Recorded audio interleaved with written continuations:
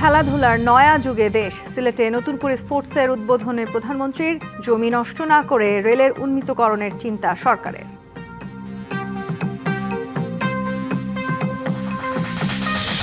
জুলাই সনদে সংবিধান সংস্কার পরিষদ ও উচ্চকক্ষে পিআর নিয়ে বিএনপি একমত হয়নি, দাবি মির্জা ফখরুলের। সংস্কারের বিষয়ে আগের অবস্থানে নেই বিএনপি, বলছে এনসিপি।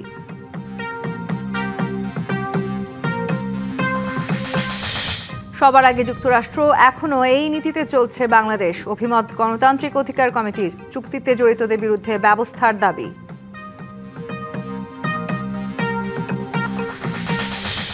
বিপণন কোম্পানির গাফিলতিতে জ্বালানি সংকট হয়েছিল, দাবি জ্বালানি মন্ত্রীর। কৃত্রিম সমস্যায় পাম্পগুলোতে ছিল যানবাহনের দীর্ঘ সারি।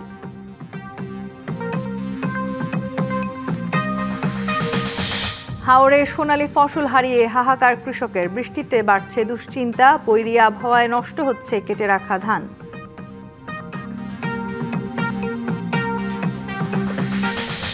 ইরানকে গুঁড়িয়ে দিতে গিয়ে নিজেই ঘায়েল যুক্তরাষ্ট্র। মধ্যপ্রাচ্যে তেহরানের হামলায় ক্ষতিগ্রস্ত 16 মার্কিন ঘাঁটি। মেরামতে লাগবে $50 বিলিয়ন।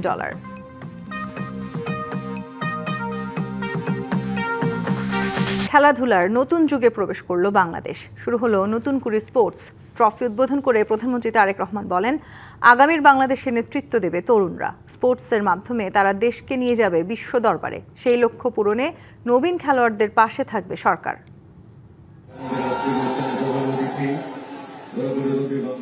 লক্ষ্য আশা অন্তরে, ঘুমিয়ে আছে মন্তরে, ঘুমিয়ে আছে বুকের ভাষা পাপড়ি পাতার বন্ধনে। সেই সোনালী যাত্রার পথ ধরে নতুন উদ্যোগ, নতুন করে স্পোর্টস। সিলেট জেলা স্টেডিয়ামে প্রধানমন্ত্রী তারেক রহমানের নতুন করে স্পোর্টসের উদ্বোধনের মধ্য দিয়ে খেলাধুলায় নতুন যুগে প্রবেশ করল বাংলাদেশ। নতুন করে স্পোর্টসে ফুটবল, ক্রিকেট, ব্যাডমিন্টন, কাবাডি সহ 8টি ইভেন্ট প্রতিযোগিতার প্রদর্শন প্রধানমন্ত্রী সহ উপস্থিত সবাইকে মুগ্ধ করে। আজকের অনুষ্ঠানের স্টেডিয়ামে বসা শিক্ষার্থীদের বাঁধভাঙা উচ্ছ্বাসে প্রধানমন্ত্রী নিজেও দারুণ উচ্ছ্বসিত। এই নতুন করে স্পোর্টস অনুষ্ঠানের চিফ গেস্ট কারা? এই যে গ্যালারিতে ছোট বন্ধুরা বসে আছো, তোমরা হচ্ছে আজকের অনুষ্ঠানের চিফ গেস্ট। স্পোর্টসের মাধ্যমে দেশকে বিশ্ব পরিমণ্ডলে নিয়ে যাওয়ার পাশাপাশি তরুণদের আগামী নেতৃত্বের দায়িত্ব নেওয়ার আহ্বান জানান তিনি। তোমরা স্পোর্টসের মাধ্যমে সারা বাংলাদেশকে পৃথিবীর সামনে তুলে ধরবে। তোমরা প্রত্যেকে এক একজন বাংলাদেশের অ্যাম্বাসাডর হবে। তোমাদের ভিতর থেকে ভবিষ্যতে নেতৃত্ব তৈরি হবে। এই দেশকে তোমরা নেতৃত্ব দিবে, তোমরা সামনে এগিয়ে নিয়ে যেতে হবে। তোমাদেরকে পারবে। ইয়েস, তোমাদের মধ্যে থেকে এমপি হবে, মন্ত্রী হবে, প্রধানমন্ত্রী হবে, প্রেসিডেন্ট হবে তোমাদের মধ্যে থেকে এই বাংলাদেশের। শিক্ষার্থীদের উদ্দেশ্যে সরকার প্রধান বলেন, যে যা হতে চায় সেই ব্যবস্থাই করবে সরকার। তোমাকে ঠিক করে নিতে হবে তুমি কি করবে, এবং তুমি যখন নিজেকে ঠিক করে নিতে পারবে, নিজের লক্ষ্যকে স্থির করে নিতে পারবে, তখন তুমি সেই টার্গেট অ্যাচিভ করার জন্য সেই সামনের দিকে তোমাকে এগোতে হবে। সরকার থেকে আমরা আমাদের দেশের যেই সামর্থ্য আছে, যতটুকু আমাদের ক্যাপাবিলিটি আছে, আমরা আমাদের ছোট বন্ধুদের পাশে আছি। পরে স্টেডিয়ামে 8টি ইভেন্টের জোন পরিদর্শন করার পাশাপাশি নবীন খেলোয়াড়দের সঙ্গে কুশল বিনিময় করেন প্রধানমন্ত্রী। শিশু কিশোরদের প্রতিভা অন্বেষণের ঐতিহ্যবাহী অনুষ্ঠান নতুন করি, যা 1976 সালে বাংলাদেশ টেলিভিশন বা বিটিভির মাধ্যমে যাত্রা শুরু হয়েছিল, ঠিক একই আদলে ক্রীড়াভিত্তিক নতুন উদ্যোগ নতুন করি স্পোর্টসের যাত্রা শুরু হলো। সংশ্লিষ্টরা বলছেন, এই উদ্যোগ নিঃসন্দেহে বাংলাদেশের ক্রীড়াঙ্গনকে দেশের গণ্ডি পেরিয়ে আন্তর্জাতিক মহলেও একটি নতুন জায়গা করে নেবে। Anwar Hossain, DBC news, Sylhet. সমৃদ্ধ বাংলাদেশ করতে নদী রক্ষায় সবাইকে আরও সচেতন হওয়ার আহ্বান জানিয়েছেন প্রধানমন্ত্রী। তিনি জানান, জলাবদ্ধতা নিরসনে খালগুলো খনন করা হচ্ছে। ফসলি জমি নষ্ট না করে রেল যোগাযোগ উন্নীতকরণের কথা ভাবছে সরকার। সিলেটে সুধী সমাবেশে এসব কথা বলেন প্রধানমন্ত্রী। পুণ্যভূমি, একই সঙ্গে পাহাড় টিলার প্রাকৃতিক সৌন্দর্য শোভিত চায়ের দেশ খ্যাত সিলেটে শনিবার সকাল 10টার দিকে পৌঁছান প্রধানমন্ত্রী তারেক রহমান। বিমানবন্দর থেকে সরাসরি হযরত শাহজালাল রহমতুল্লাহের মাজারে যান। বৃষ্টিস্নাত আবহে মাজার জিয়ারতে দেশ ও দশের উন্নয়ন এবং শান্তি কামনা করা হয়।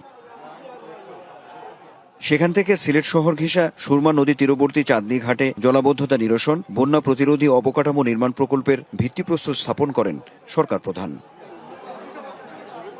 এরপর সিলেট সিটি কর্পোরেশনের সুধী সমাবেশে উপস্থিত হন তিনি। বক্তব্যে প্রধানমন্ত্রী বলেন, অতিবৃষ্টি, পাহাড়ি ঢলে প্লাবিত হওয়া রোধ সহ কৃষি উন্নয়ন নিশ্চিত করতেই মূলত খাল খনন কর্মসূচি চালু করা হয়েছে।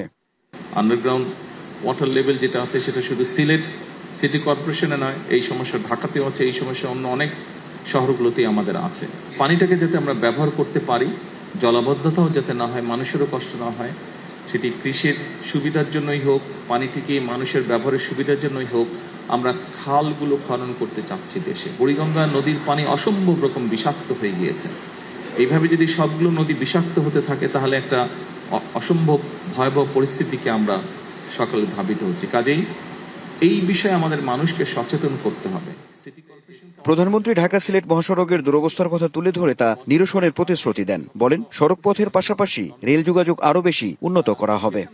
সংশ্লিষ্ট মন্ত্রণালয় উদ্যোগ নিয়েছে, আমি আশা করছি ইনশাল্লাহ দ্রুততম সময় আমরা এই কাজটি শুরু করতে পারবো, রাস্তার কাজ আমরা শুরু করতে পারবো। সময় লাগবে, তবে কাজটি শুরু করলে ইনশাল্লাহ শেষটা এক সময় হবে।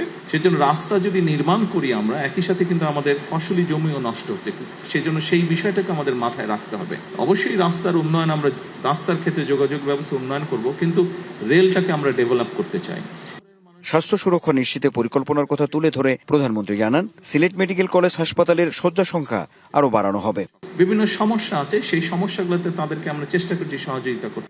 সিলেটে শিল্প কলকারখানা প্রতিষ্ঠা করা ও দেশি বিদেশি বিনিয়োগের পরিবেশ তৈরির আহ্বান জানানোর সঙ্গে পরিশ্রম করলে প্রত্যাশিত বাংলাদেশ গড়া সম্ভব বলেও মত দেন প্রধানমন্ত্রী। করব কাজ, করব দেশ, সবার আগে বাংলাদেশ।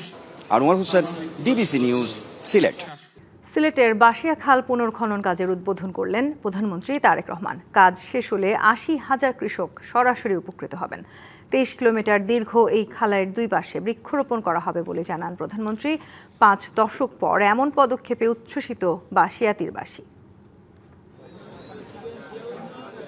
১৯৭৭ সালে শহীদ রাষ্ট্রপতি জিয়াউর রহমান সিলেটের বাসিয়া খাল খনন করেন। সে সময় সুরমা নদীর এই শাখা নদী থেকে উপকৃত হন কৃষক, জেলে সহ বিভিন্ন পেশার মানুষ।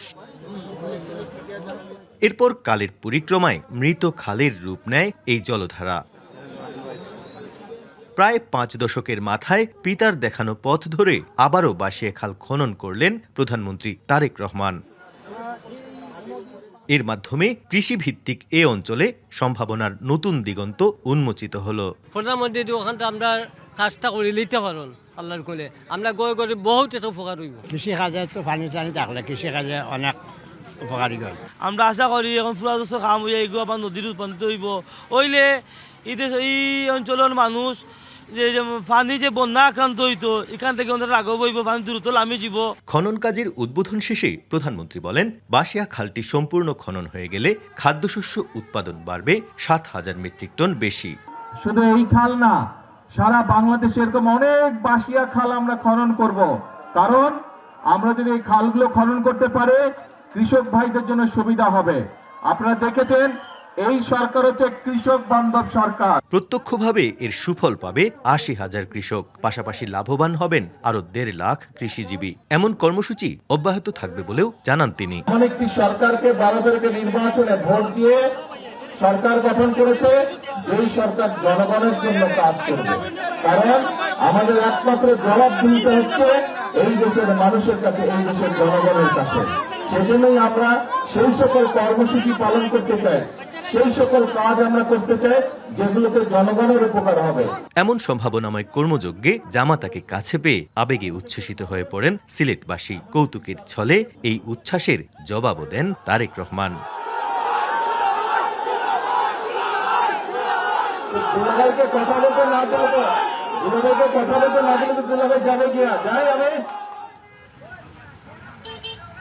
এই বাসিয়া খালটি খনন করেছিলেন শহীদ প্রেসিডেন্ট জিয়াউর রহমান।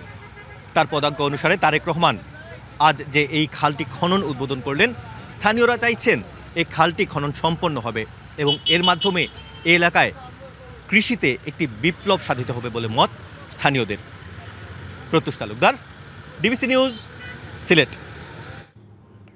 জুলাই সনদে সংবিধান সংস্কার পরিষদ ও উচ্চকক্ষে পিআর নিয়ে একমত হয়নি বিএনপি। সংসদের সমাধান হতে হবে বলে মন্তব্য করেছেন বিএনপির মহাসচিব মির্জা ফখরুল ইসলাম আলমগীর।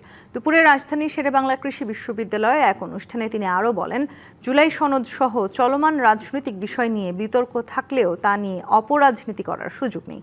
বলেন, জুলাই সনদ সই করার সময়ই যেসব বিষয়ে বিএনপি একমত নয় সেসব বিষয়ে নোট অফ ডিসেন্ট দিয়েছে।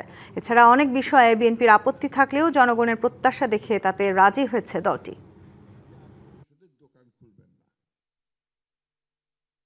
অনেকগুলো বিষয় আছে যেগুলো আমরা একমত হইনি, সেগুলো তারা বলে দিল যে এগুলো হবে। আর এই নির্বাচনের পরে যারা নির্বাচিত হবেন তারা আপনার সংবিধান সংস্কার পরিষদ গঠন করবেন। আমরা এটার সঙ্গে একমত একেবারেই হইনি, কারণ এটা কোনো নজির নেই।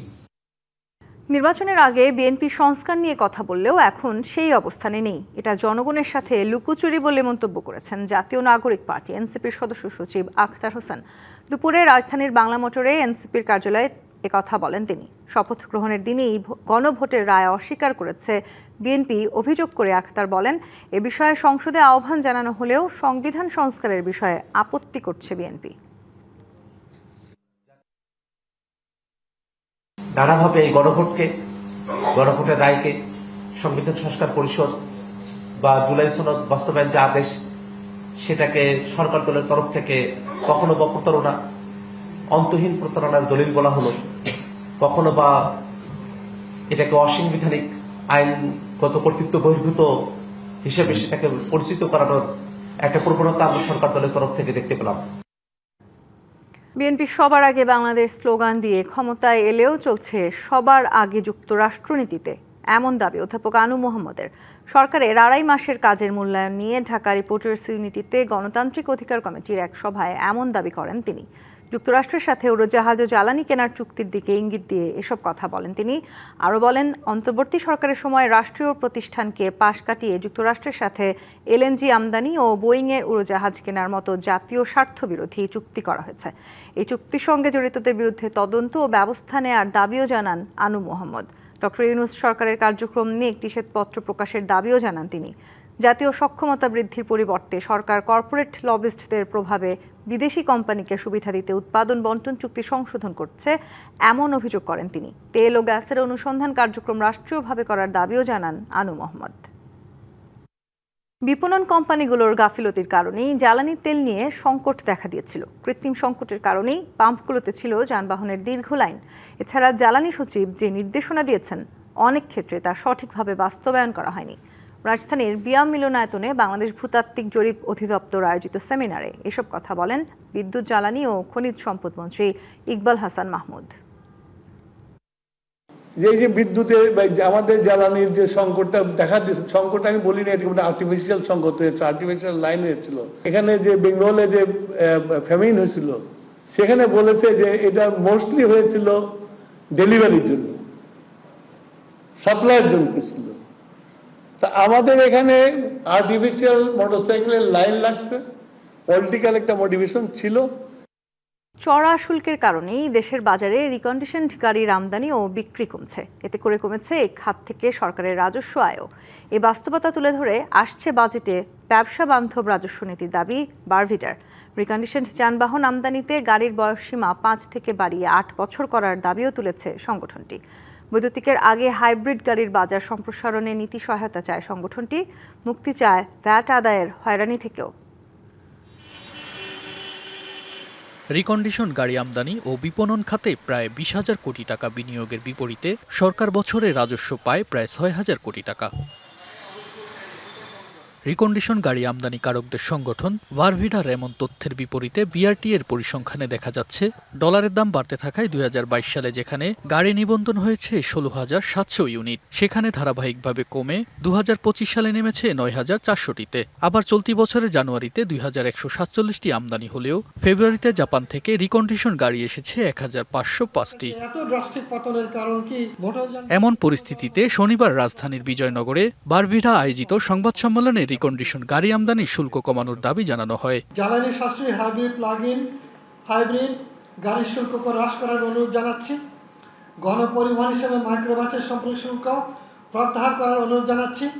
ইলেকট্রিক গাড়ি শিল্পে সরকার প্রদত্ত সুবিধা ও প্রণোদনার প্রেক্ষিতে জাপানের রিকন্ডিশন ইলেকট্রিক গাড়ি আমদানিতে কর হার হ্রাস করার অনুরোধ জানাচ্ছি। মধ্যবিত্তের ক্রয় ক্ষমতার মধ্যে রাখতে আমদানিযোগ্য রিকন্ডিশন গাড়ির সময়সীমা 5 থেকে বাড়িয়ে 8 বছর করার দাবিও করেন ব্যবসায়ীরা। ব্রিটেনের মতো দেশে তারা গাড়ি উৎপাদন করে, অনেকগুলো গাড়ি কোম্পানি আছে, তারপরেও তারা বয়স সীমা নির্বিশেষে গাড়ি আমদানির অনুমতি দেয়। ইমিশন স্ট্যান্ডার্ড সেটা নির্ধারণ করা উচিত। বারভিডার অভিযোগ, ভ্যাট আদায়ের ভোগান্তির কারণে অনেক ব্যবসায়ী ঝুঁকিতে পড়ছেন। চট্টগ্রামের 90% গাড়ির ব্যবসায়ী তো অডিটে এমনভাবে তাদেরকে বেড়াজালে ফেলা হচ্ছে, সীমাহীন হয়রানির শিকার। আমাদের ব্যবসায়ীরা যেন হয়রানি না হয় এই বিষয়ে আপনারা একটু দেখবেন। নতুনের নামে নিম্নমানের গাড়ি যেন দেশের বাজারে না ঢোকে তা নিশ্চিত করতে সরকারের প্রতি দাবিও জানান সংগঠনটি। আপনি যেটা আইনে আছে সেটা করেন। তুষার আহমেদ, ডিবিসি নিউজ। 4 দিনের জেলা প্রশাসক সম্মেলন শুরু হচ্ছে কাল। উদ্বোধন করবেন প্রধানমন্ত্রী তারেক রহমান। আলোচনা হবে 498টি সংশোধনী প্রস্তাব নিয়ে। ডিসিদের প্রতি তাগিদ থাকবে সরকারের নির্বাচনী ইশতেহার বাস্তবায়নের। 56টি মন্ত্রণালয়ের অংশগ্রহণের সম্মেলনে মোট অধিবেশন হবে 34টি। শনিবার জেলা প্রশাসক সম্মেলন নিয়ে সচিবালয়ের সংবাদ সম্মেলনে এসব কথা জানান মন্ত্রিপরিষদ সচিব নাসিমুল গনি। জানান 3 থেকে 6 মে ওসমানী স্মৃতি মিলনায়তনে এই সম্মেলন অনুষ্ঠিত হবে। এছাড়া রবিবার সন্ধ্যা 7টায় রাষ্ট্রপতির সঙ্গে, 4 মে সন্ধ্যা 7টায় স্পিকারের সঙ্গে এবং 5 মে বিকেল 4টায় প্রধান বিচারপতির সঙ্গে ডিসিদের বৈঠক হবে। বলেন, গণতান্ত্রিক সরকার দায়িত্ব নেওয়ার পর প্রথম ডিসি সম্মেলন অধিক গুরুত্ব পাবে। সরকারের কৃচ্ছ্রতা সাধনের অংশ হিসেবে এবছর সম্মেলনের ব্যয় ধরা হয়েছে 71 লাখ টাকা, যা গত বছর ছিল 1 কোটি টাকার বেশি। একজন জেলা প্রশাসকের কাছে যে কাজ আসবে সেটাই তাকে করতে হবে। তো এইটাতে সরকারের প্রত্যেকটা অঙ্গর সাথে যাতে তার সহযোগিতা থাকে, বোঝাপড়া থাকে যে আমি এইটুকু করব, এইভাবে করব, এইভাবে করব। তো এই মূল বোঝাপড়াটাই এটার উদ্দেশ্য। প্রাথমিক শিক্ষা অধিদপ্তরে দেয়া আগুনের ঘটনায় 3 জনকে গ্রেপ্তার করেছে পুলিশ। আর এই ঘটনা ঘটাতে 5 লাখ টাকার চুক্তি হয়েছিল বলে পুলিশকে স্বীকারোক্তি দিয়েছে গ্রেপ্তার হওয়া প্রতিষ্ঠানের এই 3 কর্মী। শনিবার সন্ধ্যায় ডিএমপির মিডিয়া সেন্টারে সংবাদ সম্মেলনে মিরপুর বিভাগের উপ পুলিশ কমিশনার মোহাম্মদ মোস্তাক সরকার এসব তথ্য জানিয়েছেন। তিনি জানান, অধিদপ্তরের স্টোর কিপার আসমাউল ইসলাম বোরকা পরে শুক্রবার ভোরে আগুন দেয় স্টোর রুমে। এ সময় রুমে থাকা 735টি ল্যাপটপের মধ্যে পুড়ে যায় 202টি। এছাড়া ঘটনাস্থল থেকে উধাও হয় আরও 83টি ল্যাপটপ। এই ঘটনায় হৃদয় নামে আরও একজনের সম্পৃক্ততা পেয়েছে পুলিশ। তাকেও গ্রেপ্তারের চেষ্টা চলছে বলেও জানিয়েছে পুলিশ। অগ্নিসংযোগের ফলে 33টা ল্যাপটপ আংশিক ক্ষতিগ্রস্ত হয়, 29টি একটু বেশি মাত্রায় পুড়ে যায় এবং 140টি ল্যাপটপ সম্পূর্ণ অবস্থায় পুড়ে যায়। ঘটনার সাথে জড়িত প্রাথমিকভাবে যে এখানে এই স্টোরে যে সংযোগ দেয়, আমাদের টিম তাকে গ্রেপ্তার করে। সে ব্যতীত আরো 3 জনের নাম প্রাথমিকভাবে আমাদের জানায় এবং 3 জনের নাম নিয়ে আমরা তাদেরকে চিহ্নিত করে এর মধ্যে 2 জনকে আমরা ইতিমধ্যে গ্রেপ্তার করেছি।